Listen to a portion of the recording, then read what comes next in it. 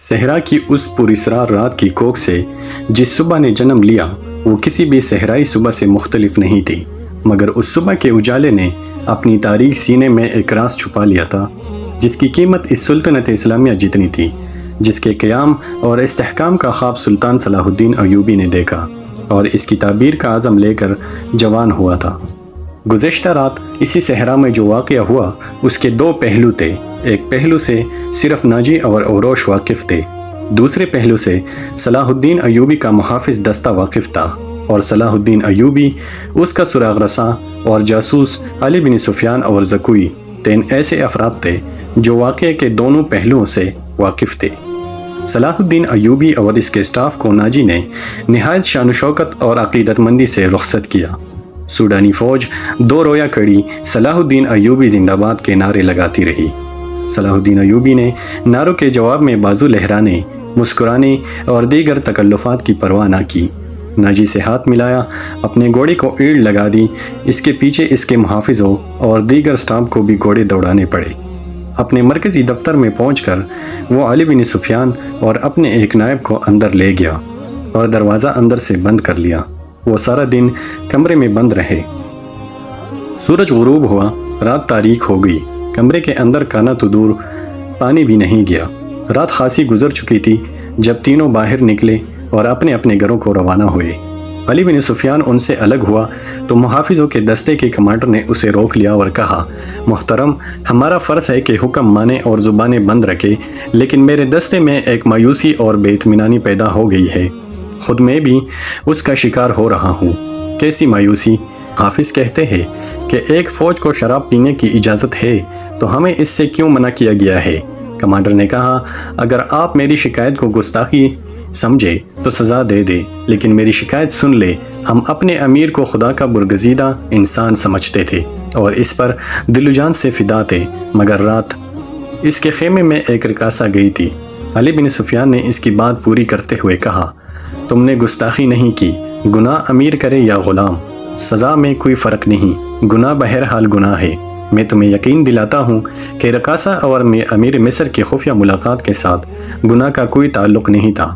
یہ کیا تھا ابھی نہیں بتاؤں گا، آہستہ آہستہ وقت گزرنے کے ساتھ ساتھ تم سب کو معلوم ہو جائے گا کہ رات کو کیا ہوا تھا۔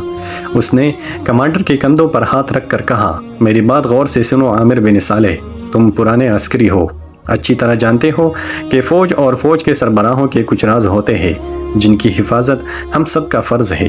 رقاصہ کا امیر مصر کے خیمے میں جانا بھی ایک راز ہے۔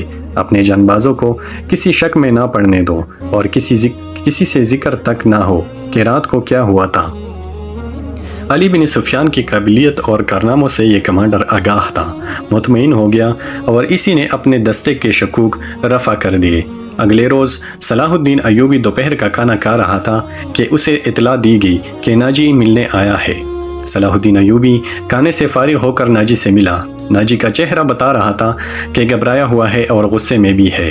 اس نے ہکلانے کے لہجے میں کہا، قابل صدر احترام امیر، کیا یہ حکم آپ نے جاری کیا ہے کہ سوڈانی محافظ فوج کی 50,000 نفری مصر کی اس فوج میں ضم کر دی جائے جو حال ہی میں تیار ہوئی ہے؟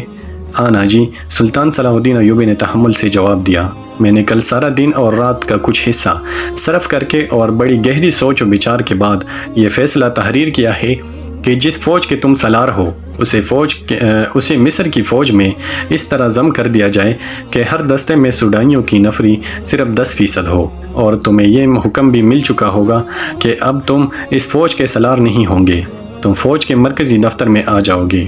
عالی جاں مقام ناجی نے کہا، مجھے کس جرم کی سزا دی جا رہی ہے؟ اگر تمہیں یہ فیصلہ پسند نہیں تو فوج سے الگ ہو جاؤ۔ صلاح الدین ایوبی نے کہا، معلوم ہوتا ہے میرے خلاف سازش کی گئی ہے۔ ناجی نے کہا، آپ کے بلند دماغ اور گہری نظر کو چان بین کر لینی چاہیے، مرکز میں میرے بہت سے دشمن ہیں میرے دوست۔ صلاح الدین ایوبی نے کہا، میں نے یہ فیصلہ صرف اسی لیے کیا ہے کہ میری انتظامیہ اور فوج سے سازشوں کا خطرہ ہمیشہ کے لیے نکل جائے، اور میں نے یہ فیصلہ اس لیے کیا ہے کہ فوج میں کسی کا عہدہ کتنا ہی اونچا کیوں نہ ہو اور کتنا ہی ادنا کیوں نہ ہو، وہ شراب نہ پیے، ہلڑ بازی نہ کرے اور فوجی جشنوں میں ناچ گانے نہ ہو۔ لیکن علی جاں، ناجی نے کہا، میں نے حضور سے اجازت لے لی تھی اور میں نے شراب اور ناچ گانے کی اجازت صرف اس لیے دی تھی کہ اس فوج کو اس کی حالت میں دیکھ سکوں جسے تم ملت اسلامیہ کی فوج کہتے ہو۔ میں 50,000 نفری کو برطرف نہیں کر سکتا۔ مصر کی فوج میں اسے ضم کر کے اس کے کردار کو سدھار دوں گا، اور یہ بھی سن لو کہ ہم میں کوئی مصری، سوڈانی، شامی اور عجمی نہیں، ہم مسلمان ہیں، ہمارا جھنڈا ایک اور مذہب ایک ہے۔ امیر علی، آپ نے تو یہ سوچا ہوتا کہ میری حیثیت کیا رہ جائے گی جس کے تم اہل ہو۔ صلاح الدین ایوبی نے کہا، اپنی ماضی پر خود ہی نگاہ ڈالو، ضروری نہیں کہ اپنی کارستانیوں کی داستان مجھ سے سنو، فوراً واپس جاؤ، اپنی فوج کی نفری، سامان، جانوروں، سامان خورد و نوش وغیرہ کے کاغذات تیار کر کے میرے نائب کے حوالے کر دو۔ 7 دن کے اندر میرے حکم کی تعمیل مکمل ہو جائے۔ ناجی نے کچھ کہنا چاہا لیکن سلطان صلاح الدین ایوبی ملاقات کے کمرے سے نکل گیا۔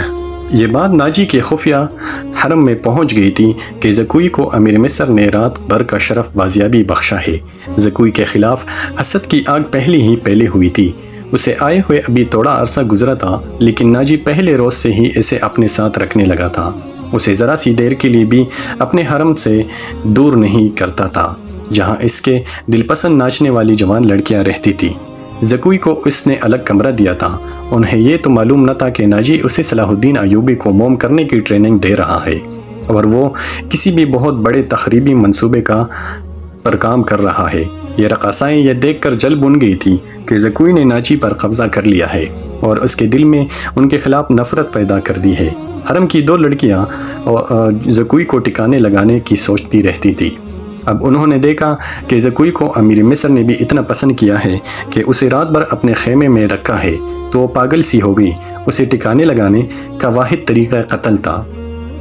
قتل کے 2 ہی طریقے ہو سکتے تھے، زہر یا کرائے کا قاتل جو اسے سوتے میں قتل کرائے۔ دونوں طریقے ممکن نہیں تھے کیونکہ زکوی باہر نہیں نکلتی تھی اور زہر دینے کے لیے اس تک رسائی ممکن نہ تھی۔ ان دونوں نے حرم کی سب سے زیادہ چالاک ملازمہ کو اعتماد میں لے لیا تھا۔ اسے انعام و اکرام دیتی رہتی تھی۔ جب حسد کی انتہا نے ان کی آنکھوں میں خون اتار دیا تو انہوں نے اس ملازمہ کو منہ مانگے انعام کا لالچ دے کر اپنا مدعا بیان کر دیا۔ یہ ملازمہ بڑی خراٹ اور منجی ہوئی عورت تھی۔ اس نے کہا کہ سالار کی رہائش گاہ میں جا کر زکوی کو زہر دینا ممکن نہیں۔ موقع دیکھ کر اسے خنجر سے قتل کیا جا سکتا ہے، اس کے لیے وقت چاہیے۔ اس نے وعدہ کیا کہ وہ زکوی کے نقل و حرکت پر نظر رکھے گی، ہو سکتا ہے کوئی موقع جلدی نکل آئے۔ اس جرائم پیشہ عورت نے یہ بھی کہا کہ اگر کوئی موقع نہ نکلا تو حشیشین کی مدد حاصل کی جائے گی، مگر وہ معاوضہ بہت زیادہ لیتے ہیں۔ دونوں لڑکیوں نے اسے یقین دلایا کہ وہ زیادہ سے زیادہ معاوضہ دینے کے لیے تیار ہے۔ ناجی بے حد غصے کے عالم میں اپنے کمرے میں ٹہل رہا تھا۔ زکوی اسے ٹھنڈا کرنے کی بہت کوشش کر چکی تھی، لیکن اس کا غصہ بڑھتا جا رہا تھا۔ آپ مجھے اس کے پاس جانے دیں، زکوی نے 4تھی بار کہا۔ میں اسے شیشے میں اتار لوں گی۔ بیکار ہے، ناجی نے گرج کر کہا۔ وہ کمبخت حکم نامہ جاری کر چکا ہے جس پر عمل بھی شروع ہو چکا ہے، مجھے اس نے کہیں کا نہیں رہنے دیا۔ اس پر تمہارا جادو بھی نہیں چل سکا۔ مجھے معلوم ہے کہ میرے خلاف یہ سازش کرنے والے لوگ کون ہیں۔ وہ میری ابھرتی ہوئی حیثیت سے حسد کرتے ہیں۔ میں امیر مصر بننے والا تھا، میں نے یہاں کے حکمرانوں پر حکومت کی ہے، حالانکہ میں معمولی سا سالار تھا، اب میں سالار بھی نہیں رہا۔ اس نے دربان کو اندر بلا کر کہا کہ اوروش کو بلا لائے۔ اس کا ہمراز اور نائب اوروش آیا تو ناجی نے اس کے ساتھ بھی اسی موضوع پر بات کی۔ اسے وہ کوئی نئی خبر نہیں سنا رہا تھا۔ اوروش کے ساتھ وہ صلاح الدین ایوبی کے حکم نامے پر تفصیلی تبادلہ خیالات کر چکا تھا، مگر وہ دونوں اس کے خلاف کوئی کارروائی سوچ نہیں سکے تھے۔ اب اس کے دماغ میں ایک کارروائی آ گئی تھی۔ اس نے اوروش سے کہا، میں نے جوابی کارروائی سوچ لی ہے۔ کیا؟ بغاوت، ناجی نے کہا۔ اوروش چپ چاپ اسے دیکھتا رہا۔ ناجی نے کہا، تم حیران ہو گئے ہو، کیا تمہیں شک ہے کہ یہ 50,000 سوڈانی فوج ہماری وفادار نہیں؟ کیا یہ صلاح الدین ایوبی کی نسبت مجھے اور تمہیں اپنا حاکم اور خیرخواہ نہیں سمجھتی؟ کیا تم اپنی فوج کو یہ کہہ کر بغاوت پر آمادہ نہیں کر سکتے کہ تمہیں مصریوں کا غلام بنایا جا رہا ہے اور مصر تمہارا ہے؟ اوروش نے گہری سانس لے کر کہا، میں نے اس قدم پر غور نہیں کیا تھا۔ بغاوت کا انتظام ایک اشارے پر ہو سکتا ہے، لیکن مصر کی نئی فوج بغاوت کو دبا سکتی ہے اور اس فوج کو کومک بھی مل سکتی ہے۔ حکومت سے ٹکر لینے سے پہلے ہمیں ہر پہلو پر غور کر لینا چاہیے۔ میں غور کر چکا ہوں، ناجی نے جواب دیا۔ میں عیسائی بادشاہوں کو مدد کے لیے بلا رہا ہوں۔ تم 2 پیغمبر تیار کرو، انہیں بہت دور جانا ہے۔ آؤ میری باتیں غور سے سن لو۔ زکوئی تم اپنے کمرے میں چلی جاؤ۔ زکوئی اپنے کمرے میں چلی گئی اور وہ دونوں ساری رات اپنے کمرے میں بیٹھے رہے۔ صلاح الدین ایوبی نے دونوں فوجوں کو ضم کرنے کا وقت 7 روز مقرر کیا تھا۔ کاغذی کارروائی ہوتی رہی۔ ناجی پوری تعاون کرتا رہا۔ 4 روز گزر چکے تھے۔ اس دوران ناجی ایک بار پھر صلاح الدین ایوبی سے ملا، لیکن اس نے کوئی شکایت نہ کی۔ تفصیلی رپورٹ دے کر صلاح الدین ایوبی کو مطمئن کر دیا کہ 7ویں روز دونوں فوجیں ایک ہو جائیں گی۔ صلاح الدین ایوبی کے نائبین نے بھی اسے یقین دلایا کہ ناجی دیانتداری سے تعاون کر رہا ہے، مگر علی بن سفیان کی رپورٹ سے کسی حد تک پریشانی تھی۔ اس کی انٹیلیجنس رپورٹ یہ بتایا کہ سوڈانی فوج کے سپاہیوں میں بے اطمینانی اور ابتریسی پائی جاتی ہے۔ وہ مصری فوج میں ضم ہونے پر خوش نہیں۔ ان کے درمیان یہ افواہیں پلائی جا رہی تھی کہ مصری فوج میں ہمیں غنیمت نہیں ملے گا اور ان سے بربرداری کا کام لیا جائے گا، اور سب سے بڑی بات یہ ہے کہ انہیں شراب نوشی کی اجازت نہیں ہوگی۔ علی بن سفیان نے یہ رپورٹیں صلاح الدین ایوبی تک پہنچا دی۔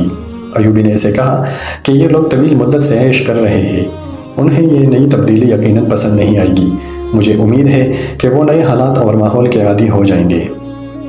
اس لڑکی سے ملاقات ہوئی یا نہیں؟ صلاح الدین ایوبی نے پوچھا۔ نہیں، علی نے جواب دیا، اس سے ملاقات ممکن نظر نہیں آتی۔ میرے آدمی ناکام ہو چکے ہیں۔ ناجی نے اسے قید کر رکھا ہے۔ اس سے اگلی رات کا واقعہ ہے۔ رات ابھی تاریخ ہوئی تھی کہ زکوئی اپنے کمرے میں تھی۔ ناجی اوروش کے ساتھ اپنے کمرے میں تھا۔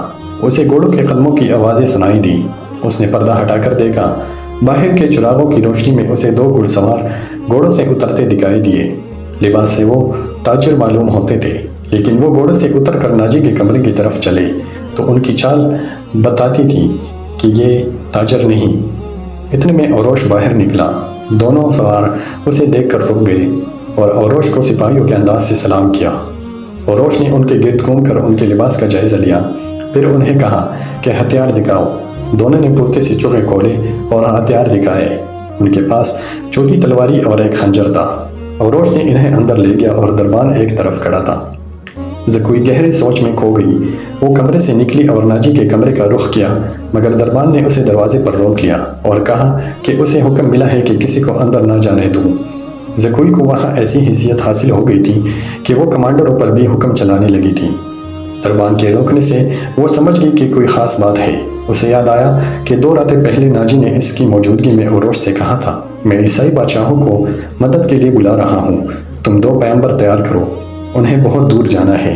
اور پھر اس نے زکوئی کو اپنے کمرے میں جانے کو کہا تھا اور اس نے بغاوت کی باتیں بھی کی تھی۔